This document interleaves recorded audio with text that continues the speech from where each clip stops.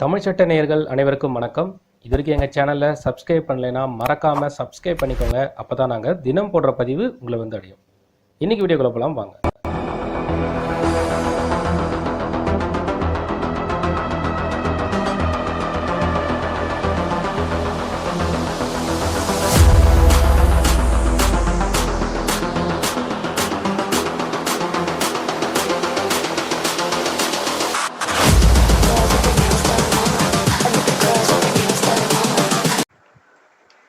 Security alternatives and judicial interventions.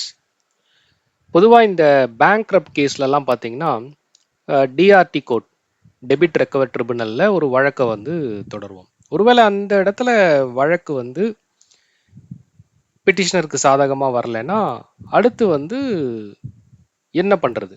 So அதற்கான alternative remedies. ஒருவேளை நீங்கள் ஜென்ரலாக ஒரு இடத்துல ரைட்ஸ் வயலேட் ஆச்சு, இல்லை உங்களோட ரைட் வந்து வயலேட் ஆகுதுன்னு சொன்னால் அதுக்கு வந்து நம்ம ரிட் பெட்டிஷனை ஃபைல் பண்ணுவோம் ஹைகோர்ட்டில். ஸோ அந்த மாதிரி இந்த பர்டிகுலர் வழக்கில் வந்து செய்யலாமா? நிறைய பேரோட கொஷின்ஸ் என்னென்னா, டிஆர்டியில் ஒரு வேளை ஃபெயிலியர் ஆச்சு, அப்போ நம்ம ரைட் வயலேஷன் ஆகுதுன்னு சொன்னால் அதை வந்து ஹைகோர்ட் கொண்டு போகலாமா? ஸோ இங்கே ஒரு வழக்கை வந்து நம்ம பார்க்க வரோம். இதே மாதிரி ஒரு சுச்சுவேஷன். அப்போது கோர்ட் வந்து ஒரு கைட்லைன்ஸ் கொடுத்துருக்காங்க ஹைகோர்ட். ஒருவேளை நீங்கள் டிஆர்டி கோர்ட்டில் வந்து ஒரு வழக்கு ஃபெயிலியர் ஆகுதுன்னு சொன்னால் அப்போ நெக்ஸ்ட் வந்து என்ன பண்ணுறது? ஸோ எதை வந்து முன்னிலைப்படுத்தணும், அண்ட் தென் வந்து எப்போ வந்து ரிட் பெட்டிஷனை ஃபைல் பண்ணணும்? ஸோ இந்த மாதிரியான ஒரு சினாரியோவில் இந்த ஜட்ஜ்மெண்ட்டோட கீ ஹைலைட்ஸ் மட்டும் என்னன்றதை நம்ம ஷார்ட்டாக பார்க்கலாம். நம்ம பார்க்க போகிற கேஸோட டீட்டெயில் பார்த்தீங்கன்னா, ஸோ பிட்டிஷனர் ரெஸ்பாண்டன்ட் வந்து பஞ்சாப் நேஷனல் பேங்க். இந்த பர்டிகுலர் கேஸை இனிஷியலாக ஸ்டார்ட் பண்ணது வந்து டிஆர்டி டெபிட் ரெக்கவர் ட்ரிபுனல்.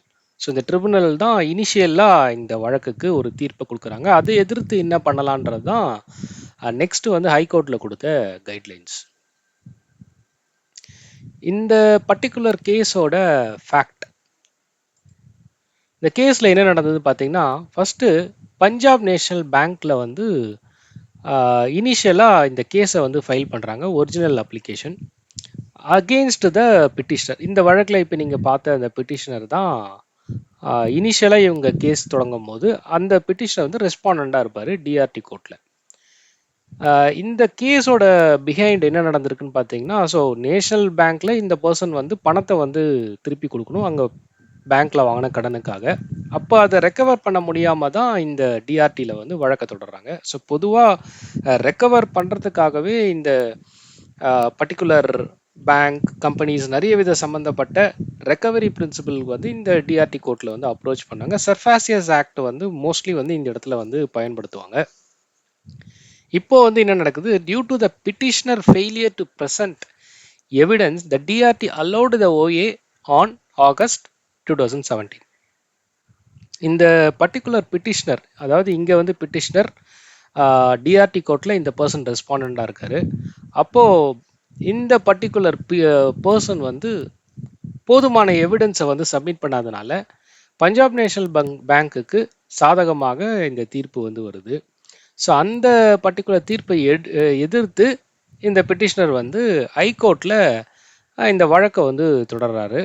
அந்த வழக்கோட தீர்ப்பு தான் இது. அப்போது ஹைகோர்ட்டில் பண்ணுறதுக்கு முன்னாடி ஒரு மிஸ்லனியஸ் அப்ளிகேஷன் ஃபைல் பண்ணுறாரு. அதோட அங்கே வந்து ஒரு 10 டே வந்து டிலே பண்ணுறாரு. அந்த பர்டிகுலர் டைமில் அப்பீல் பண்ண வேண்டிய டைமை கால தாமதமாகி பண்ணதுனால அந்த அப்ளிகேஷன் வந்து ரீஸ்டோர் பண்ண முடியாமல் டிஸ்மிஸ் பண்ணுறாங்க. ஸோ இதுக்கப்புறம் தான் ஹைகோர்ட்டுக்கு அப்ரோச் பண்ணுறாரு. ஸோ இப்போ இந்த கேஸில் வந்து ஒரு ஸ்டேஜ் உங்களுக்கு புரிஞ்சிருக்கும். என்னன்னு பார்த்தீங்கன்னா, ஒரு பர்சன் வந்து எப்போ வந்து ஹைகோர்ட்டை அப்ரோச் பண்ணோம். இங்கே வந்து ஃபஸ்ட்டு டிஆர்டி பண்ணுறாரு, அதோட அப்பீல் வந்து டிஆர்டியோட மேல் கோர்ட்டில் வந்து பண்ணுறாரு. பட் காலதாமதமாக பண்ணுறாரு. இதை எதிர்த்து அந்த இடத்துல டிஸ்மிஸ் ஆனதுனால ஹைகோர்ட்டுக்கு வந்து ரிட் பெட்டிஷனை வந்து ஃபைல் பண்ணி உள்ளே வராரு.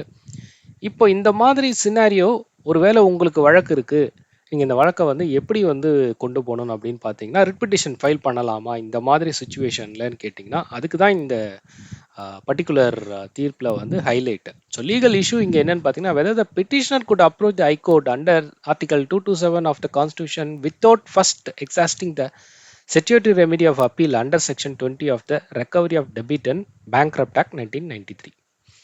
இங்கே என்ன சொல்ல வராங்கன்னா, ஒருவேளை வந்து நீங்கள் டிஆர்டி கோர்ட்டில் உங்களுக்கு அகெயின்ஸ்டாக தீர்ப்பு வரல, உங்களுக்கு சாதகமாக, அந்தேன் வந்து அதுக்கு அடுத்தது வந்து நீங்கள் மேல் கோர்ட் போகிறீங்க, அங்கேயும் வந்து உங்களுக்கு சாதகமாக தீர்ப்பு வரல. இப்போ என்ன பண்ணணும்னு சொன்னால், கவர்மெண்ட் ஒவ்வொரு நடவடிக்கைகளுக்கும் என்ன மாதிரியான ரூல்ஸ் போட்டிருக்காங்க, எங்கே வந்து நெக்ஸ்ட் அப்ரோச் பண்ணுறாங்க, அந்தேன் வந்து எக்ஸாம்பிள் ஒரு ஆக்டை யார் டிஃபைன் பண்ணுவா, பார்லிமெண்ட்டில் எனாக்ட் ஆகி ரூல் வந்து மக்களுக்காக வருது.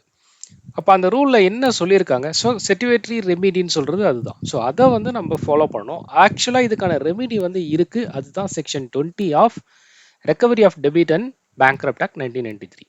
அப்போ இந்த பர்டிகுலர் ப்ரொவிஷனில் கேஸை ஃபைல் பண்ணணும். ஆனால் இந்த பர்சன் என்ன பண்ணுறாரு, ஹைகோர்ட்டில் ரிட் பிட்டிஷன் மூலியமாக அவர் வந்து அவருக்கு சாதகமான ரைட் வயலேட் ஆயிடுச்சுன்னு சொல்லிட்டு உள்ளே வராரு.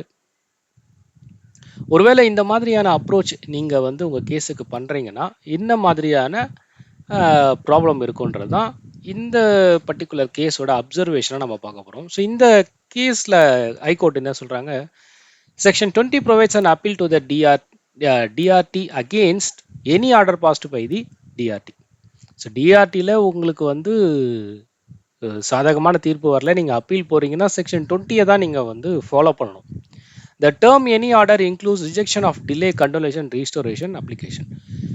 இந்த டேர்ம் எனி ஆர்டர் அப்படின்ற குறிப்பிட்டிருக்க வார்த்தை நீங்கள் உங்களுடைய வழக்கு ரிஜெக்ட் ஆனாலும் சரி, இல்லை கண்டனேஷன் ஆனாலும் சரி, இல்லை ரீஸ்டோரேஷன் அப்ளிகேஷன் போட்டு அது ரிஜெக்ட் ஆகிறது, எந்த ஒரு ரிஜெக்ஷனாலுமே நீங்கள் இப்படி தான் தீர்வு காரணமே தவிர இதுதான் செட்டுவேட்டரி ஆல்டர்னேட்டிவ் ரெமிடின்னு வந்து சொல்கிறோம். ஸோ இதை தவிர்த்து ஒரு நீதிமன்றத்தில் தவறான பெட்டிஷனை போடும்போது அந்த பர்டிகுலர் கேஸ் வந்து the court dismissed civil revision petition emphasising the need of exhaust alternative remedies.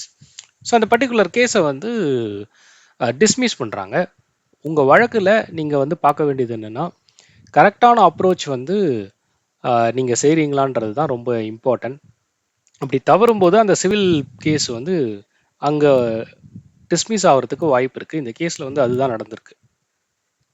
So இந்த கேஸில் நம்ம கீ ஹைலைட்டாக பார்க்கக்கூடியது இந்த பர்டிகுலர் மேட்டர் தான். அட்லாஸ்ட் த சிக்னிஃபிகன்ஸ், இந்த கேஸ் வந்து ரொம்ப இம்பார்ட்டன்ட் பாயிண்ட்ஸ் வந்து பார்த்தீங்கன்னா, the reiterate the important of exhausting security remedies before approaching high court. ஒரு ஹைகோர்ட்டை நீங்கள் அப்ரோச் பண்ணுறதுக்கு முன்னாடி செக்யூரிட்டி ரெமிடியில் வந்து என்னென்னலாம் ஆப்ஷன் இருக்குது, அந்த ஆப்ஷனோ இல்லை அந்த பர்டிகுலர் ஹைரார்க்கியை நீங்கள் ஃபாலோ பண்ணி, அப்படி அந்த பிலோ த ஹைகோர்ட் என்னென்னலாம் ஃபாலோ பண்ணிருக்கீங்களோ அங்கே ப்ராப்பர் ரெமிடி இல்லை அவங்க கொடுத்துருக்க ரெமிடியில் நீங்கள் சாட்டிஸ்ஃபேக்ஷன் இல்லைன்னு சொன்னால் தான் ஹைகோர்ட் அப்ரோச் பண்ணோம். So ensures adherence to judicial prudence and proper procedural channels remains litigants of the necessity to follow statutory procedures. So இந்த ப்ரொசீஜர்ஸ், ஒரு statutory ப்ரொசீஜர் டிஃபைன் பண்ணியிருக்கிறத ஃபாலோ பண்ணி ஹைகோர்ட்டுக்கு போகணும். அப்படி இல்லைன்னு சொன்னால் அது ரிஜெக்ட் ஆகிறதுக்கு வாய்ப்பு இருக்குது. இந்த கேஸில் வந்து அப்படி தான் இருக்குது.